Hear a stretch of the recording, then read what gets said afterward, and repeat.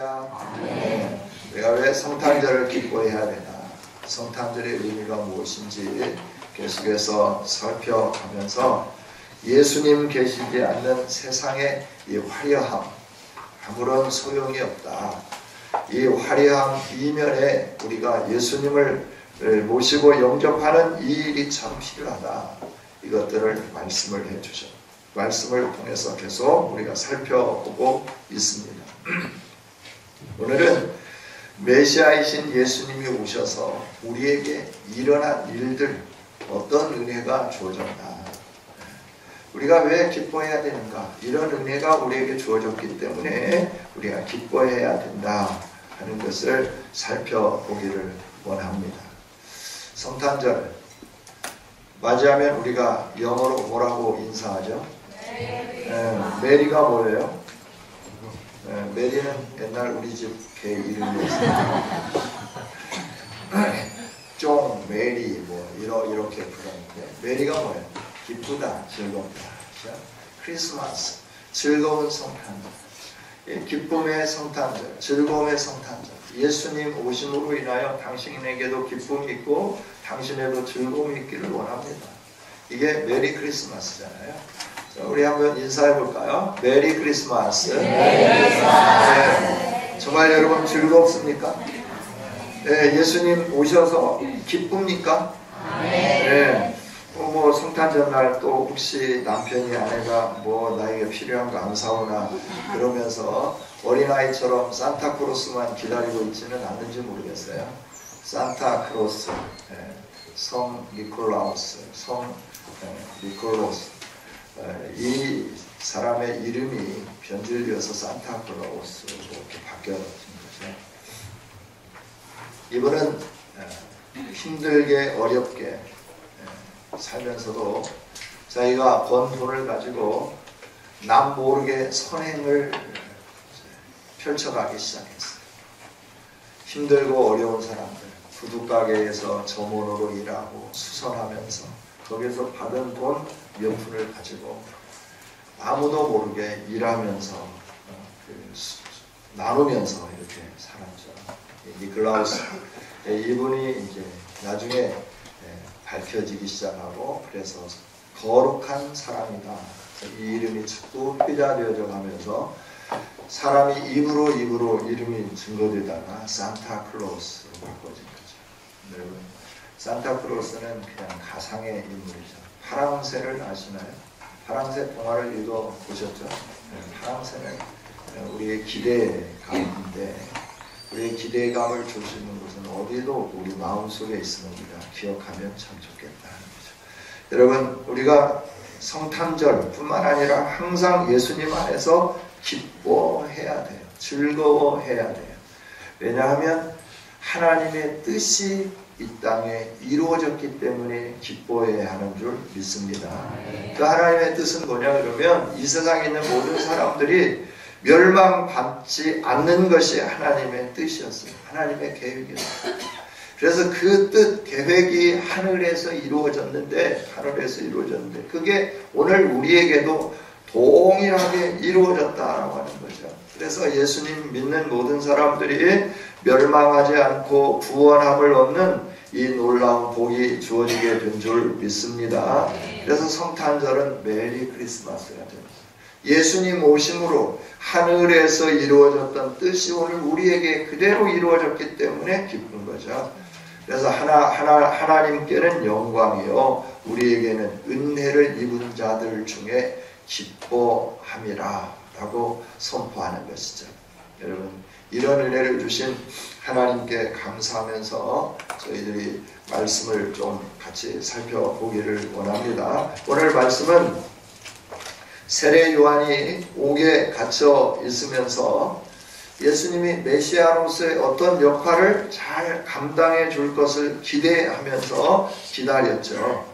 그런데 계속 백성들과 충돌하고 자기가 기대했던 메시아의 어떤 일들은 일어나지 않고 유약하게 보이고 또 사람들에 의하여서 쫓겨남을 당하고 당당하게 예루살렘에 서지 못하고 이런 상황들을 자기 제자들을 통해서 쭉 듣고 난 다음에 제자들을 보내죠. 보내면서 질문을 하게 되는 거죠. 오늘 질문이 뭐냐 그러면 오실 그이가 당신입니까? 아니면 우리가 다른 사람을 기다려야 합니까? 라고 하는 질문이죠. 그러니까 세례 요한이 옥중에 있으면서 예수님의 이 사역에 대해서 마음에 굉장히 염려가 되고 근심이 되었어요. 제대로 되지 않는 것 같아서 굉장히 힘들었다 하는 거죠. 여기에 대해서 예수님은 명확하게 답을 하시죠. 그러면서 그 세례 요한의 제자들에게 너희는 가라, 요한에게 가라. 그리고 지금까지 듣고 본 것을 요한에게 알려줘라. 그러면서 5절에서 맹인이 보고 못 걷는 사람이 걷고 나병 환자가 깨끗함을 받고 못 듣는 자가 듣고 죽은 자가 살아나고 가난한 자에게 복음이 전파된다 하라. 그리고 누구든지 나로 인하여 실족하지 아니하면 복이 있다. 이렇게 말씀을 하십니다. 예수님의 사역은 마태복음 4장 12절 이하의 이런 말씀을 보면 세례 요한이 옥에 갇히면서부터 본격화되어져 가죠. 요한은 옥에 갇혀 있으면서도 자기가 광야에 외치는 자의 소리로서의 역할을 잘 했다라고 생각하고 머지않아서 메시아가 역사하시면 놀라운 일들이 일어날 것을 기대하면서 힘들고 어려운 옥중 생활을 이어갔다 하는 거죠. 그런데 이 옥중 생활을 하면서 예수님의 사역을 지켜보니까 구약 성경을 통하여 자기가 알았던 메시아가 아닌 것 같아요.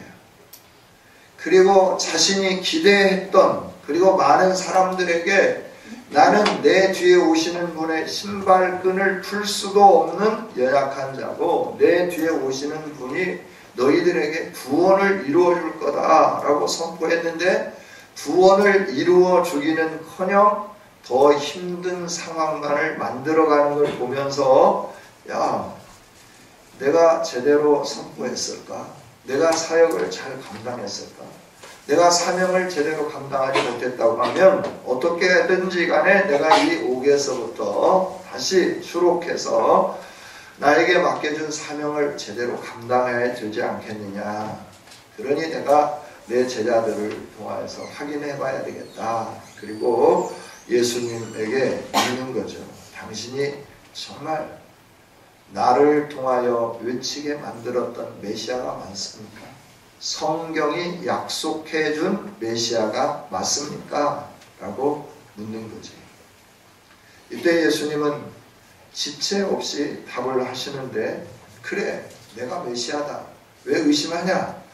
이렇게 직설적으로 대답하시면 참 좋을 건데 예수님은 말씀하실 때 요한의 제자들에게 너희는 가서 듣고 본 것을 요한에게 알려라. 맹인이 본다. 못 걷는 사람이 걷는다. 나병 환자가 깨끗함을 받는다. 못 듣는 자가 듣는다. 죽은 자가 살아난다. 가난한 자에게 복음이 전파되었다. 이것을 말해라.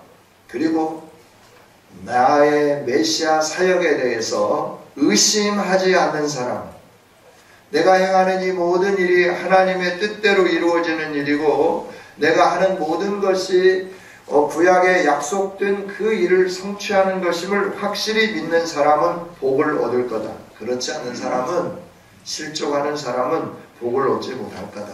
나의 메시아의 은혜를 누릴 수 없다. 이렇게 선포하라 말씀하는 거죠. 여러분, 저와 여러분이 왜 예수님 오심에 대해서 기뻐해야 되냐 하면 저 인생이, 우리의 인생이 새로워졌기 때문에 저와 여러분이 기뻐하고 또 기뻐해야 할 줄 믿습니다. 예수님은 자신의 사역이 오늘 4절, 5절을 통하여서 분명히 선언하는 것이 뭐냐 그러면 구약 이사야가 예언했던 이사야 35장 5절, 6절의 말씀이 성취되고 있고 또 이사야 61장 이하에 있는 말씀이 나를 통하여서 지금 일어나고 있다. 그러니 내가 하고 있는 일이 메시아의 일이다 라고 하는 것을 분명하게 선언을 해 주시는 거죠. 예수님은 마태복음 8장 1절 이하에 있는 말씀을 통해서 보면 나병 환자들을 고치십니다. 그래서 자신이 제사장으로서의 지위를 가졌음을 나타내 보여주셨습니다. 또 9장 18절 이하에 있는 말씀을 보면 죽은 자를 살려주셨습니다. 그래서 엘리야와 엘리사를 떠올리게 해주셨어요. 9장 27절 이하에 있는 말씀을 보면 소경을 고쳐주셨습니다. 그 이후에도 계속해서 예수님이 하신 일은 걷지 못하는 사람, 안진뱅이, 듣지 못하는 사람에 대해서 걷게 하시고 듣게 하시면서 구약에 예언된 메시아가 바로 나다라고 하는 것을 증명하면서 구약의 예언이 성취되었음을 알게 해 주셨다 하는 거죠. 여러분, 예수님이 오신 것은 우리를 치유하고 회복시키고 새롭게 하기 위해서 오신 줄 믿습니다. 우리는 신체적으로 이렇게 연약한 사람들은 없어요. 나병에 걸린 사람도 없고 걷지 못하는 사람도 없고 볼 수 없는 사람도 없고 듣지 못하는 사람들도 없어요. 그럼 우리는 육신적으로는 다 건강하지만 영적으로는 바르게 걷지 못하고 제대로 보지 못하고 제대로 듣지 못하는 연약한 자들인 줄 믿습니다. 이런 우리에게 예수님이 오셔서 걷게 하시고 듣게 하시고 보게 하시고 하나님이 원하시는 거룩한 삶 앞에 온전하게 드려질 수 있도록 우리를 새롭게 해 주셨다 하는 거죠. 이게 우리가 기뻐해야 할 일이다 라고 하는 거예요. 그러니까 예수님이 새롭게 하신 일이 왜 기뻐해야 하는 일이냐 라고 하는 거예요. 우리가 기뻐해야 한다 하는 것은 이 본문에 나와 있는 세례 요한처럼 뭔가 눈에 보이는, 뭔가 우리가 손에 잡을 수 있는 확실한 어떤 증거들, 그래서 혁명군이 되어서 군사적인 힘을 가지고 로마 군대와 싸워서 로마 제국으로부터 해방시켜주는 승리를 가져다주는 이런 메시아를 기대하는 그들에게 예수님은 조용하게 치유하시고 겸손하게 스승의 모습을 보여주시면서 예수님의 사역과 가르침을 통하여서 야, 나에게 이 예수님의 사역이, 나에게 이 예수님의 가르침이 필요하다. 그리고 예수님의 가르침 앞에 무릎 꿇고 예수님을 기대하고 사모하는 사람들에게 이 놀라운 일들이 일어나고 있음을 보게 하고 알게 해주시는 은혜의 역사다라고 하는 거죠. 오늘 말씀을 보면 가난한 자라고 하는 게 있어요. 가난한 자에게 복음이 전파된다. 앞에 있는 맹인, 못 걷는 거, 나병 환자, 듣지 못하는 거, 죽은 자, 이 모든 거는 다 어디에 귀속되느냐 그러면 가난한 자에 귀속된다는 거예요. 이 가난한 자에게 복음이 전파되었다라고 말씀해요. 그러면 가난한 자가 무엇인가에 대해서 저와 여러분이 생각해 봐야 되는 것이죠.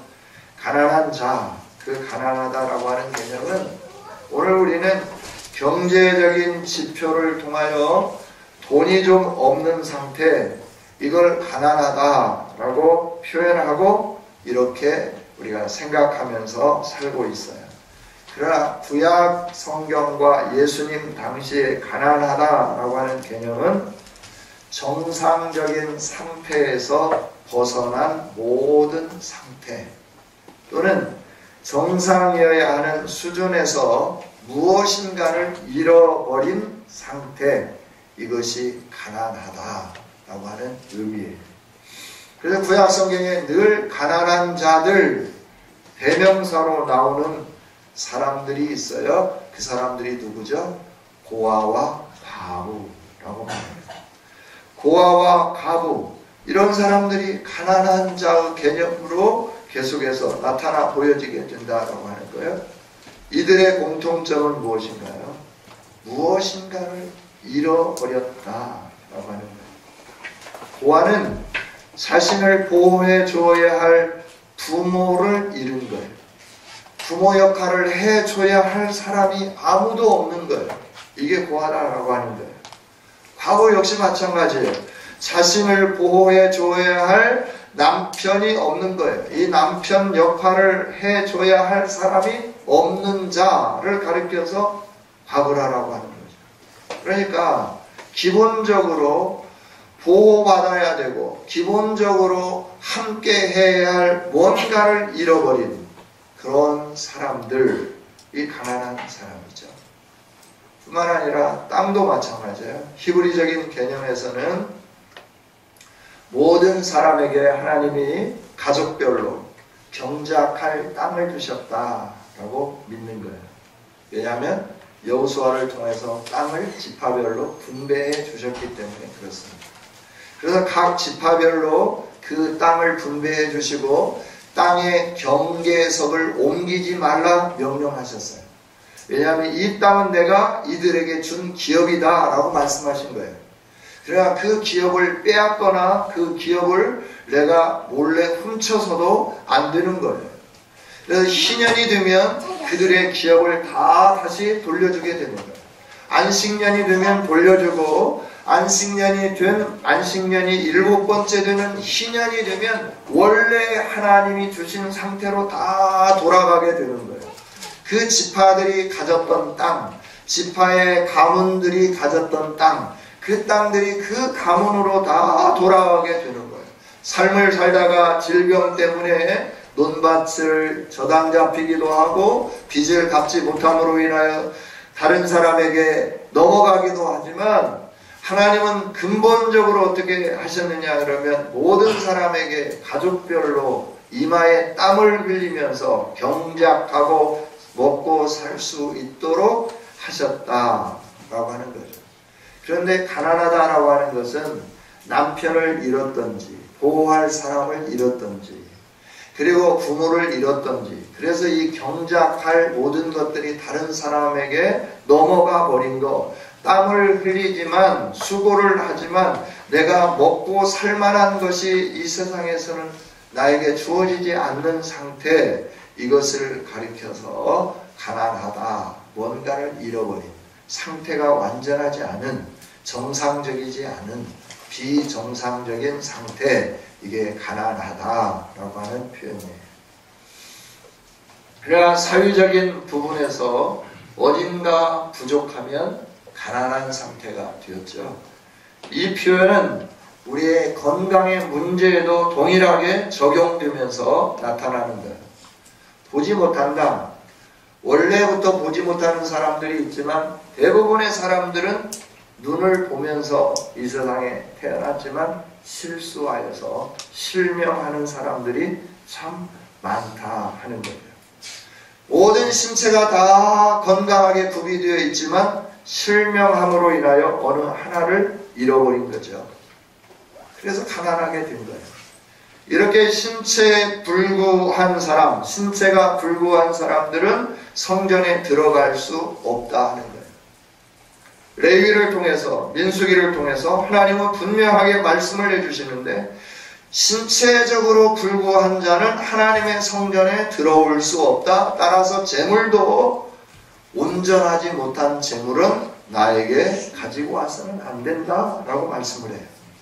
그러나 신체적으로 불구인 사람은 평생 동안 하나님 앞에 설 수 없는 것이죠.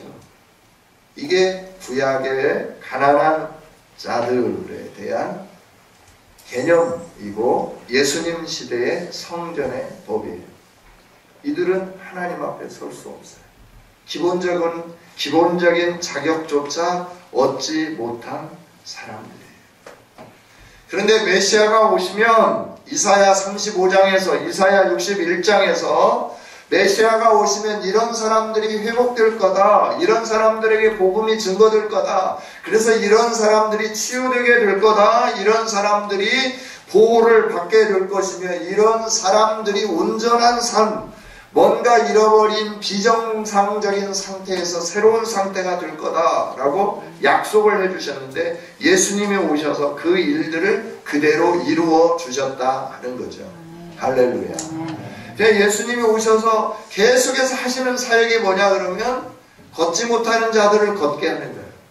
보지 못하는 자들을 보게 해주시는 거예요. 실로암 목가에 가서 눈을 씻어서 보게 하시기도 하고 안수를 2번씩 하시면서 보게 하시기도 하시고 그냥 명령을 통하여서 눈을 떠서 봐라 라고 말씀하셔서 보기도 하고 중풍병자가 걷기도 하고 38년 된 환자를 가셔서 찾아가셔서 고쳐주시고 그로 하여금 자리를 들고 걸어갈 수 있도록 은혜를 베풀어 주시고 뭔가 부족하고 완전하지 못한 상태에 있는 상황과 사건과 그 현장 속에 예수님이 늘 가셔서 완전하게 하고 비정상적인 것을 정상적으로 만들어 주시는 이 일들을 예수님 사역을 통해 계속 해주시는 거예요.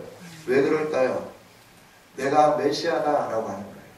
나로 인하여 너의 인생의 비정상적인 모든 것이 새로워진다라고 하는 거예요.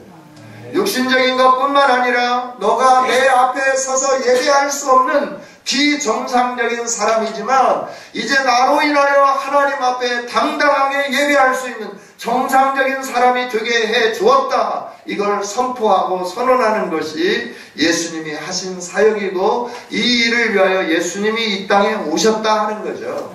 따라서 예수님이 오신 이 성탄절은 그냥 기뻐하고 즐거워하는 게 아니라 비정상적인 나의 삶 속에 예수님으로 인하여 정상적인 삶이 되어서 상태가 되어서 내가 하나님의 보호를 온전히 받게 되었고 하나님이 일하시는 그 역사함에 함께 동참하게 되었고 내가 도저히 하나님 앞에 예배할 수 없는 자리였는데 예수 그리스도로 말미암아 하나님 앞에 예배할 수 있는 신체적인 부분뿐만 아니라 영적인 부분까지 온전케 된 은혜가 주어졌다.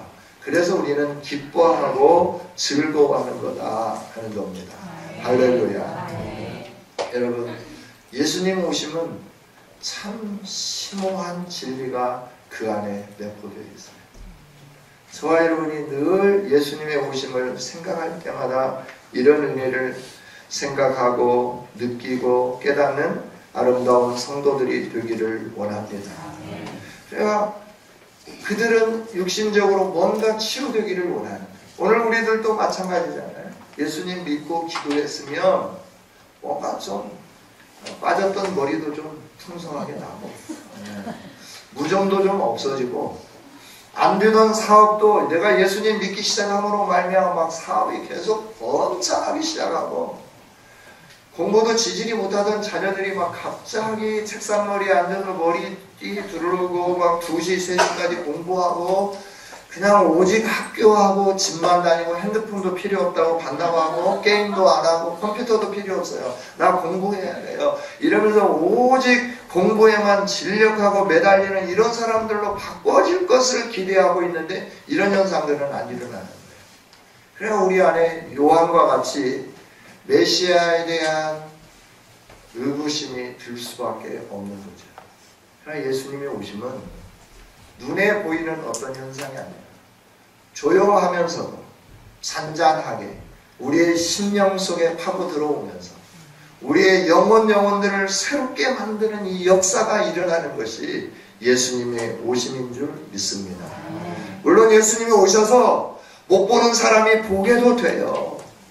걷지 못하는 사람들이 걷기도 해요. 그러나 이게 주 목적이 아니다라고 하는 거예요.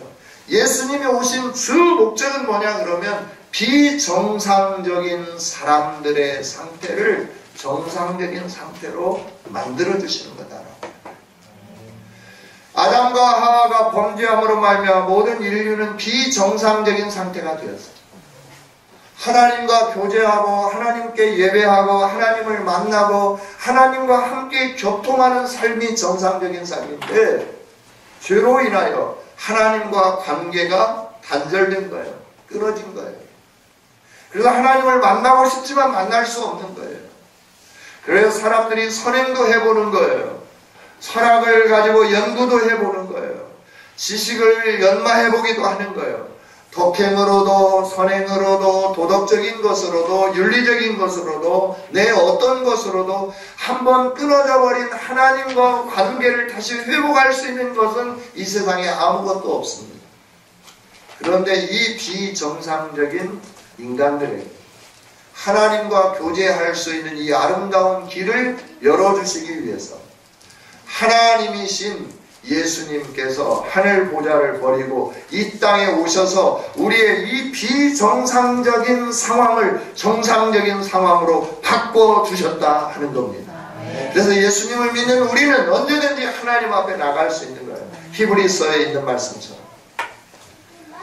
긍휼하심을 받고 때를 따라 돕는 은혜를 얻기 위하여 우리는 언제든지 당당하게 하나님의 보좌 앞에 나갈 수 있게 된 거예요. 누구 때문에? 우리를 위하여 이 세상에 오신 예수님 때문에 이 일들이 이루어졌다 하는 거죠. 할렐루야. 저와 여러분이 성탄절을 기억하면서 눈에 보이는 어떤 현실들은 우리에게 크게 달라진 게 없다 하더라도 비정상적인 나를 하나님이 정상적으로 만드셔서 하나님과 잃어버렸던 그 관계, 깨어져 버렸던 관계를 회복시켜 주시고 언제든지 하나님 앞에 설 수 있는 사람이 되게 해주셨다. 이로 인하여 내 인생이 하나님으로 인하여 새로워졌고 내 인생에 하나님으로 인하여 온전해졌음으로 인하여 날마다 감사하고 기뻐하고 찬양하는 우리 모두가 되기를 원합니다.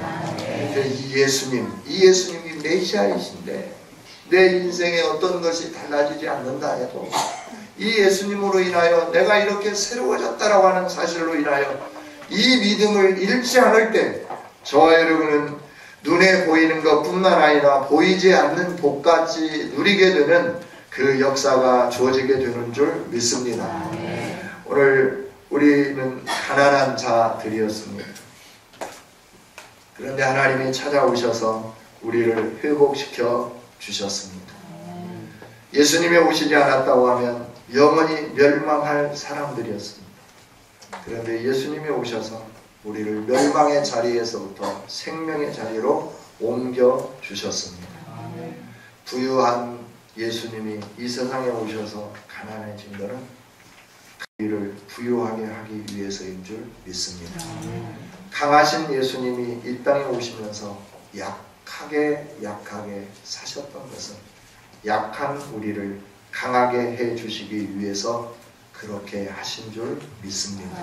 이 예수님을 붙잡고 이 예수님 안에 살면서 늘 기뻐하고 즐거워하는 성탄절뿐만 아니라 계속해서 나는 이렇게 가난한 자에게 하나님이 나를 이렇게 부유케 해주셨다라고 하는 이 사실로 찬양하면서 영광 돌리는 우리 모두가 다 되어주시기를 주님의 이름으로 축복합니다.